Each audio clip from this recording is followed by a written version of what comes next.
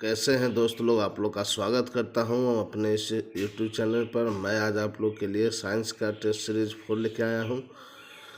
ठीक है, मैं ऑलरेडी साइंस के टेस्ट सीरीज 1, 2, 3 अपलोडेड कर चुका हूं अपने चैनल पर। आप जिन छात्रों ने अब तक मेरे चैनल को सब्सक्राइब नहीं किया है, जिन भाइयों ने, जिन बहनों ने, ठीक है, वो चैनल को सब्सक्राइब कर लें और उस सभी टेस्ट को जाकर आप लोग दें और अपने आप का आकलन कीजिए कि आपकी तैयारी कितनी बेहतर है। और ये जो बुक, जिस बुक से मैं टेस्ट ले रहा हूँ, यह द प्लेटफॉर्म बुक है, रुक्मणी प्रकाशन का। ठीक है, और आप लोग भली बातें जानते हो ये कितना बेहतर बुक है शुरू से ही। ठीक है ना, तो उसी के मैं टेस्ट सीरीज़ को आप उन लोग के सामने लाता रह रहा हूँ। टोटल 15 टेस्ट सीरीज होंगे। ठीक है, 15 या 20, जिसमें से मैं ऑलरेडी 3 को अपलोडेड कर चुका हूँ अपने यूट्यूब चैनल पर और ये चौथा जा रहा हूँ अपलोड करने। आप लोग ध्यानपूर्वक देखें और शुरू से अंत तक आप लोग टेस्ट के रूप में इसे दें। टोटल 25 क्वेश्चन है। ठीक है, ये बिहार एसएससी और बिहार एसआई के लिए बहुत ही महत्वपूर्ण होंगे एवं अन्य सभी प्रतियोगिताओं में भी जो साइंस के प्रश्न पूछे जाते हैं उनके लिए भी महत्वपूर्ण हो सकते हैं। ठीक है ना, तो आप लोग से एक ही रिक्वेस्ट है कि आप लोग अगर मेरे यूट्यूब चैनल पर आए हो, इस वीडियो को आप लोग अगर देख रहे हो, ठीक है ना, तो आप लोग शुरू से अंत तक आप इस टेस्ट को जरूर दीजिए। ठीक है, ताकि आप लोग को भी अपने आप का आकलन करने का मौका मिले कि आपकी तैयारी कितनी है अभी, है ना। चलिए शुरू करते हैं आज का टेस्ट सीरीज 4 पहले क्वेश्चन के साथ। देखिए पहला क्वेश्चन क्या बोलता है। पहला क्वेश्चन बोलता है कि अपेक्षिक घनत्व की इकाई क्या है।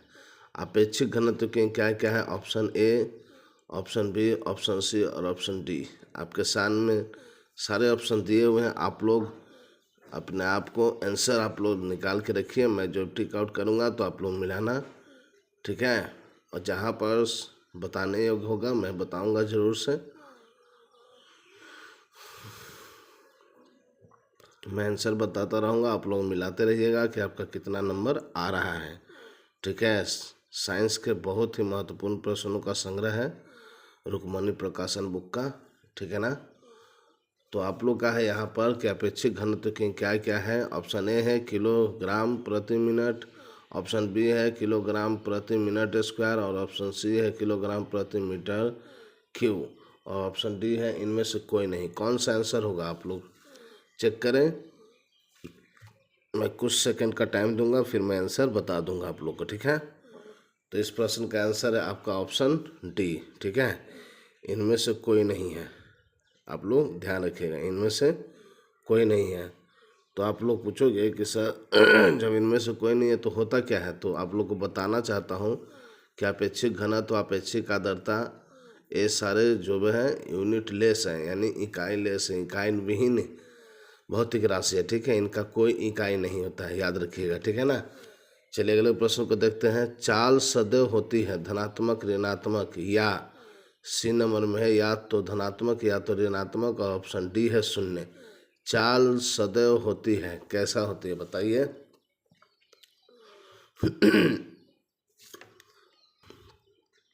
बताइए कैसा होती है चाल सदैव। तो ये होती है आपका धनात्मक होती है। ठीक है, याद रखिएगा, चाल सदैव जो होती है वो धनात्मक होती है। ऑप्शन ए इसका सही है। ठीक है, धनात्मक होती है ना, चाल सदैव धनात्मक होती है।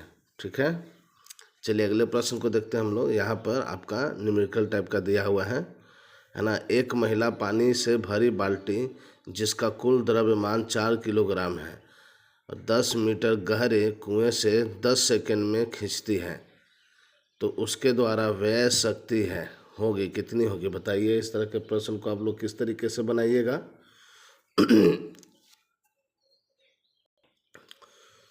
चलिए इस प्रश्न का 3 नंबर का आप लोग आंसर बना के दीजिए। बताइए क्या हो सकता है।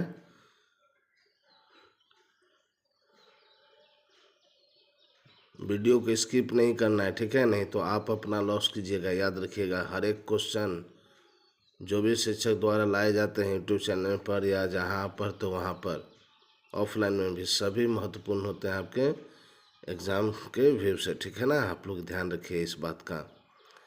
इसलिए जो भी क्वेश्चन है आप लोग दीजिए पूरी ईमानदारी से। नंबर 2 आए, 3 आए, 4 आए या 25 में 25 आए, कम से कम अपनी कमियों और अपनी अच्छाई का तो अपनी तैयारी कितनी है वो तो पता चलेगा ना आपको। इसलिए आप टेस्ट पूरी ईमानदारी से देते रहिए मेरे भाई बहन। मेरे दोस्त लोग। तो देखिए, इस तरह के प्रश्न जब एग्ज़ाम में पूछे जाएँ तो सबसे पहले क्वेश्चन पढ़िए और क्वेश्चन पढ़ने के बाद यहाँ पर अनुमान लगाइए कि कौन सा फार्मूला हो सकता है। तो क्वेश्चन में आपको पूछ रहा है कि व्यय शक्ति होगी, तो शक्ति है तो आपको पता होगा कि कार्य ऊर्जा और शक्ति का जो चैप्टर है उसमें कोई फार्मूला होगा जिस पर ये बनेगा, ठीक है ना। तो हम यहाँ पर अकॉर्डिंग टू क्वेश्चन क्या क्या लिखेंगे मैं आपको दिखाता हूँ और इसका सल्यूशन भी दिखाता हूँ, ठीक है, और आपको समझा देता हूँ। दिखाते हैं आपको 3 नंबर का सल्यूशन। देखिए 3 नंबर जो क्वेश्चन था उसका सल्यूशन है। 3 नंबर जो क्वेश्चन था ना उसका सल्यूशन है। यहाँ पर क्वेश्चन के अकॉर्डिंग लिखा हुआ है द्रव्यमान कितना था 4 किलोग्राम, और कुएँ की गहराई यानी एज कितनी थी 10 मीटर, समय कितना लगा था 10 सेकेंड, और गुरुत्वीय त्वरण का मान आप लोग भली भांति जानते हो, यानी जी का मान 10 मीटर प्रति सेकेंड स्क्वायर भी होता है और 9.8 मीटर प्रति सेकेंड स्क्वायर भी होता है। पर अकॉर्डिंग टू ऑप्शन हम लोग ध्यान रखते हैं कि कौन सा मान पुट करना है ना।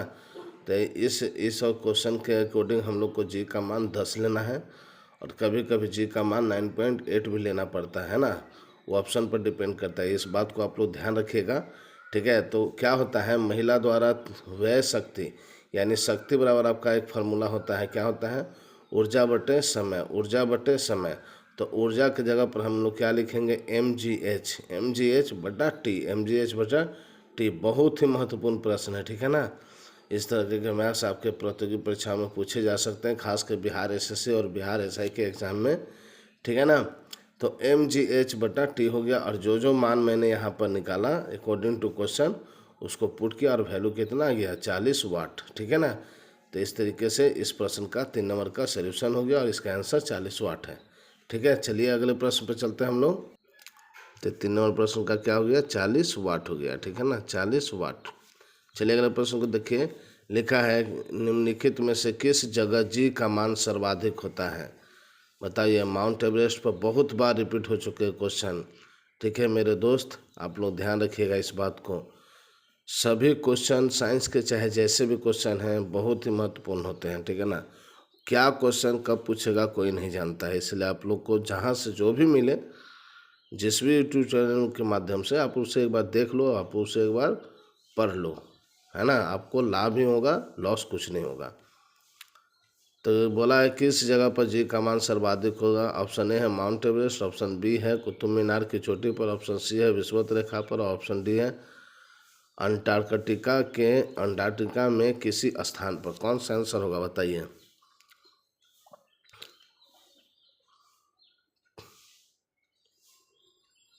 तो इस प्रश्न का आंसर आपका डी, ठीक है, अंटार्कटिका में किसी भी स्थान पर, याद रखिएगा। अगला क्वेश्चन है बर्नौली सिद्धांत की व्याख्या संबंधित नहीं है। ध्यानपूर्वक प्रश्न को पढ़ें।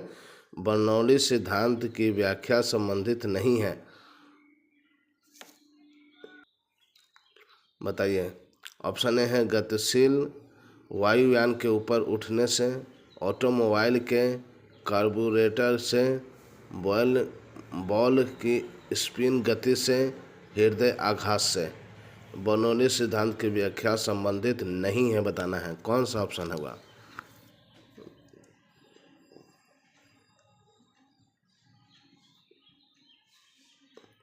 तो मैं आप लोग को बता दूं इसका ऑप्शन बी है, ठीक है, ऑप्शन बी ऑटोमोबाइल के कार्बोरेटर से, ठीक है ना, ये गलत है आपका। अगले प्रश्न को देखिए। 6 नंबर लिखा है किसी पदार्थ के क्षेत्रीय प्रसार गुणांक 1.6 ×10⁻⁵ प्रति किलो प्रति के है, तो इस पदार्थ के आयतन प्रसार गुणांक का मान निम्नलिखित में से कौन सा है। बताइए कौन सा हो सकता है। तो इस प्रश्न को आप लोग याद भी कर लेना और इसका सलूशन मैं दिखा दूंगा आप लोग को क्या हो सकता है। तो चलिए इस प्रश्न का मैं आंसर बता दूं, फिर उसके बाद सलूशन बताता हूं। इस प्रश्न का आंसर है ऑप्शन बी, ठीक है, ऑप्शन बी इस प्रश्न का आंसर है। और कैसे हुआ तो देखिए इसका सलूशन। देखिए यहाँ पर इस प्रश्न का सलूशन है 6 नंबर का, ठीक है, आपका सलूशन है 6 नंबर प्रश्न का, ठीक है, 6 नंबर प्रश्न का आपका पास सलूशन है। ये मैं आप लोग को दिखा देता हूँ क्वेश्चन नंबर। देखिए क्वेश्चन नंबर 6 है, ठीक है। क्वेश्चन नंबर 6 है जिसका सलूशन आपका दिया हुआ है। ठीक है, ये जो सलूशन है आप लोग अच्छे से ध्यानपूर्वक देख लीजिएगा, ठीक ना। इस पर एक 6 नंबर प्रश्न का जो है सलूशन है ये वाला, इसका आंसर क्या है, ये है। ठीक है, चलिए अगले प्रश्न को देखते हैं हम लोग। चलिए 7 नंबर प्रश्न देखिए। प्रकाश के एक बिंदु स्रोत को 2 समानांतर समतल दर्पणों के मध्य रखने पर कितने प्रतिबिंब बनेंगे? 2, 4, 8, अनंत।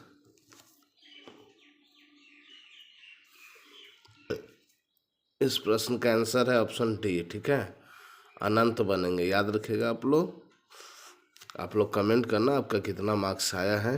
ठीक है, वीडियो अगर आप लोग को अच्छा लगे, लाभदायक लगे, हेल्पफुल लगे, बेनिफिशियल लगे तो आप लोग ज़रूर से ज़रूर मेरे चैनल को सब्सक्राइब कर लो। ऐसे ही वीडियो को देखने के लिए और जितने भी अपलोडेड वीडियो हैं उसे भी आप लोग ज़रूर से देख लीजिएगा। सभी आपके प्रतियोगी परीक्षाओं के लिए बहुत ही महत्वपूर्ण सभी वीडियो हैं। ठीक है ना, चलिए अगले प्रश्न को देखिए आप लोग।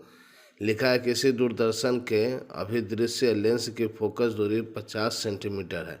यदि दूरदर्शक का आवर्धक 25 है तो नेत्रीय लेंस की फोकस दूरी होगी, क्या होगी बताइए। ये भी लाइट चैप्टर का एक क्वेश्चन है।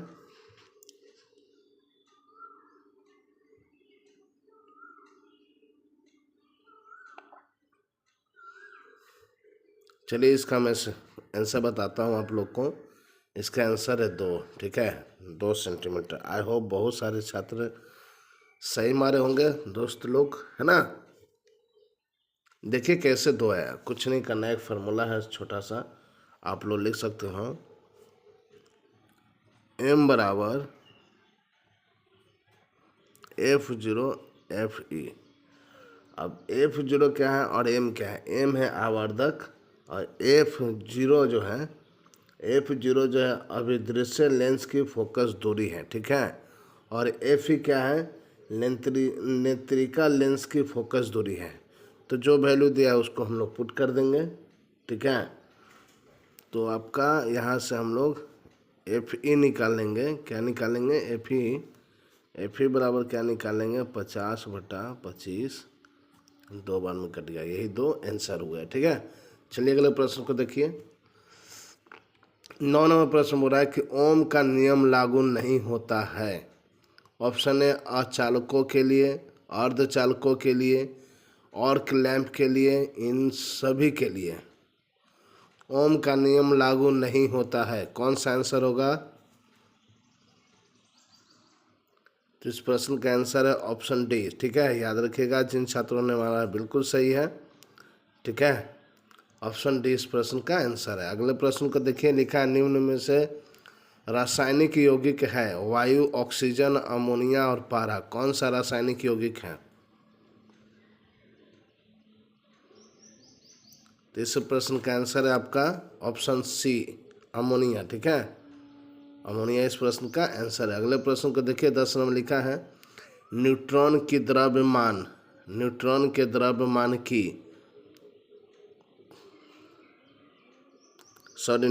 के द्रव्यमान की कोटि है। ठीक है, न्यूट्रॉन के द्रव्यमान की कोटि है, कितनी है?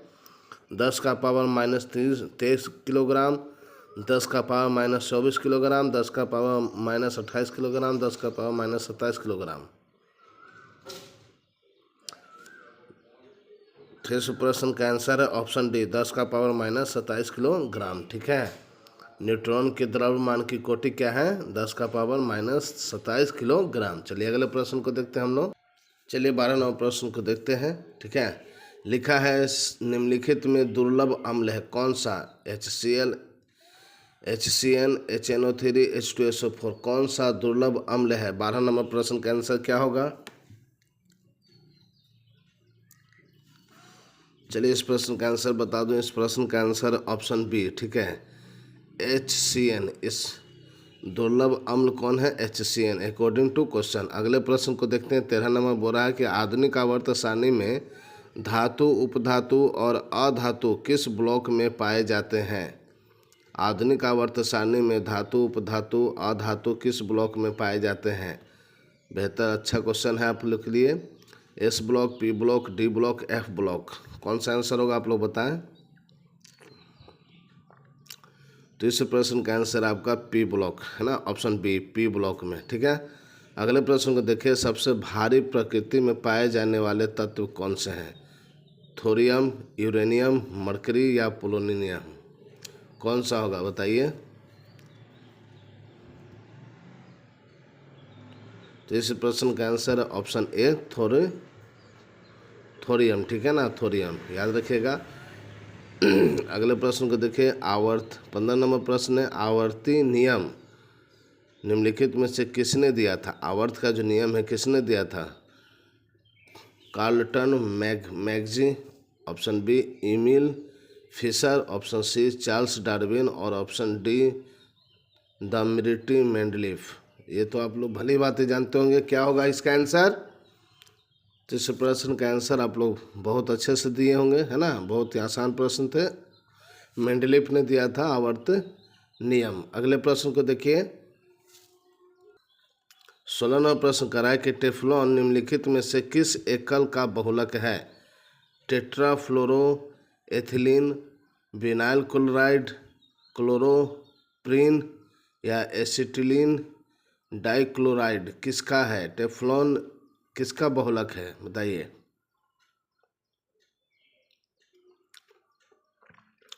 तो आप लोग थोड़ा सा हिंट्स आप लेके बना सकते हैं इसको। ठीक है, कुछ प्रश्न ऐसे होते हैं जो लाइन टू लाइन थोड़े से मैच करते हैं, वैसे भी आंसर को आप लोग ठीक कर सकते हो एग्जाम में। अदरवाइज आपको याद होना चाहिए, है ना। तो यहाँ पर देखिए टेफ्लॉन है, तो टेफ्लॉन से आपका यहाँ पर हो गया टेट्राफ्लोरो एथिलीन। ठीक है, ऑप्शन ए इस प्रश्न का आंसर है। ठीक है ना। अगले प्रश्न को देखिए। कपड़े साफ करने में प्रयोग होने वाला डिटर्जेंट है कौन सा। कार्बोनेट, बाइकार्बोनेट, विस्मयट, सल्फोनेट, कौन सा होगा बताइए। तो इस प्रश्न का आंसर है ऑप्शन डी। ठीक है, सल्फोनेट। कपड़े साफ करने में प्रयोग होने वाला डिटर्जेंट कौन है, सल्फोनेट। घाव का अध्ययन क्या कहलाता है। घाव का अध्ययन क्या कहलाता है। आप लोग बहुत पढ़े होंगे। सवाल का अध्ययन, कवक का अध्ययन, छिपकली का अध्ययन, है ना, मछली का अध्ययन। तो आप बताओ यहाँ पर घाव का अध्ययन क्या कहलाता है। आ गया ना थोड़ा सा अलग क्वेश्चन। अगर आप लोग को ऐसे प्रश्न आ जाएं कभी तो आप लोग ज़रूर कंफ्यूज हो जाओगे, है ना। बहुत ही छोटा सा प्रश्न है, पर बात यहाँ ये है कि ये प्रश्न हमने पढ़ा है कि नहीं। घाव तो मुझे भी नहीं लगता है कि लूसेंट बुक में है ऐसा। चलिए देखते हैं क्या आंसर होगा। घाव का अध्ययन क्या कहलाता है। कालोलॉजी, ऑन्कोलॉजी,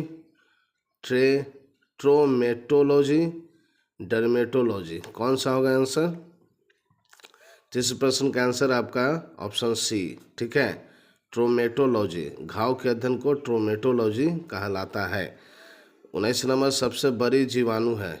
ठीक है, ऑप्शन ए है अस्पायरियल वालसुटेंस, ऑप्शन बी है डिप्लोकोकस न्यूमोनी और ऑप्शन सी है डायलिसटर न्यूमोनोसिनिटस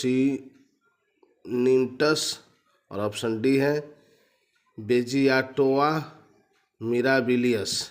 कौन सा ऑप्शन सही होगा। सबसे बड़ा जीवाणु है।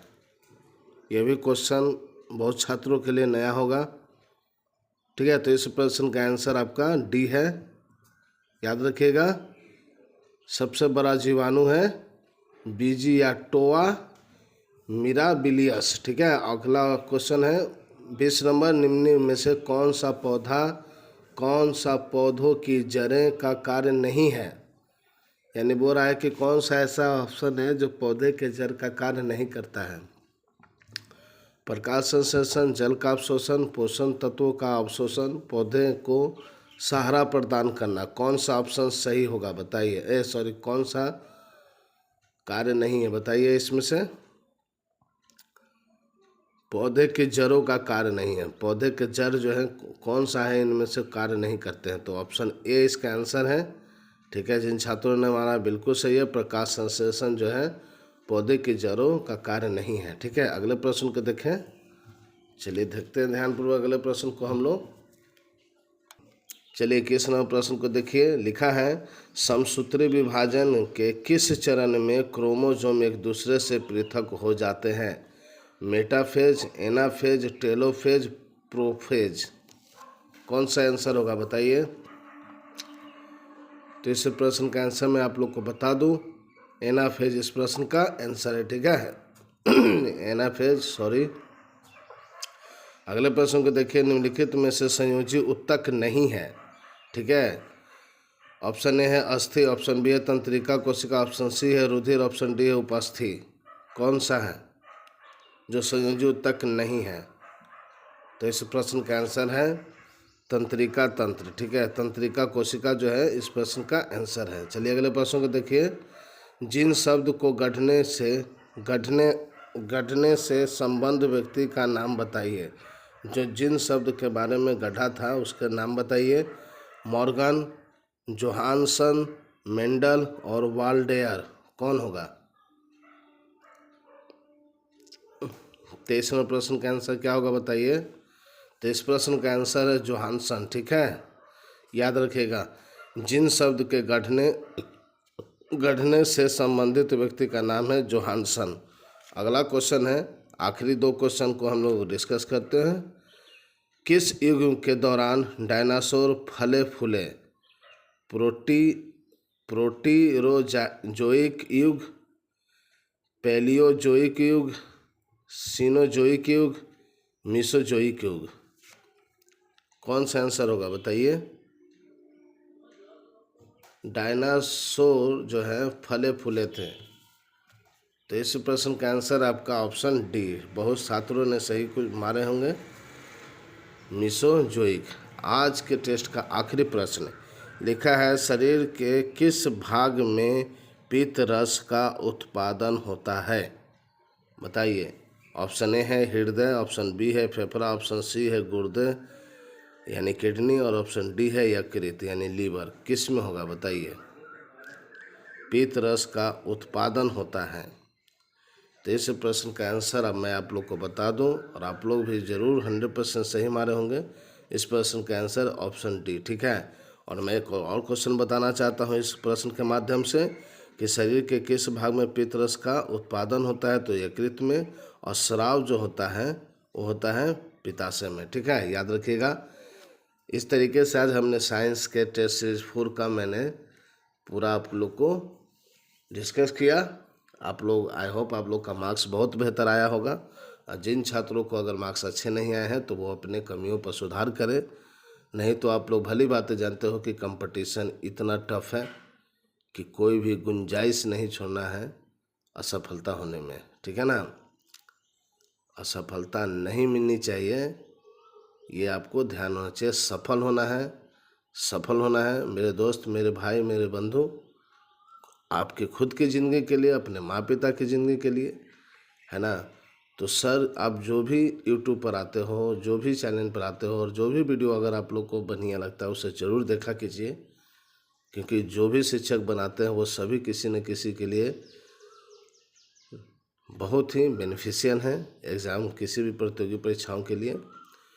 तो मेरे यूट्यूब चैनल के माध्यम से जुड़ने के लिए आप प्लीज़ मेरे चैनल को सब्सक्राइब कर लो, और लाइक, कमेंट एंड शेयर करके आप ज़रूर बताना कि कैसा आपको ये वीडियो लगा। और इसी तरीके के और भी टेस्ट सीरीज लाना होगा तो मैं मैथ्स का भी लाऊंगा, रीजनिंग का भी लाऊंगा, ठीक है, जिससे आपकी बिहार एसएससी की तैयारी बेहतर हो सके। बीएसओ का जो एग्ज़ाम देने वाले हैं बिहार स्टेट का, उसके लिए भी बेहतर हो सके, ठीक है। एवं अन्य जो भी प्रतियोगी परीक्षाओं में साइंस के प्रश्न पूछे जाते हैं उनके लिए भी बहुत ही महत्वपूर्ण ये टेस्ट सीरीज हो सकते हैं। तो आप लोग मेरे चैनल को ज़रूर से सब्सक्राइब कर लीजिए। चलिए मिलते हैं नेक्स्ट वीडियो में। Thank you so much video को शुरू से अंत तक देखने के लिए। जय हिंद, जय भारत।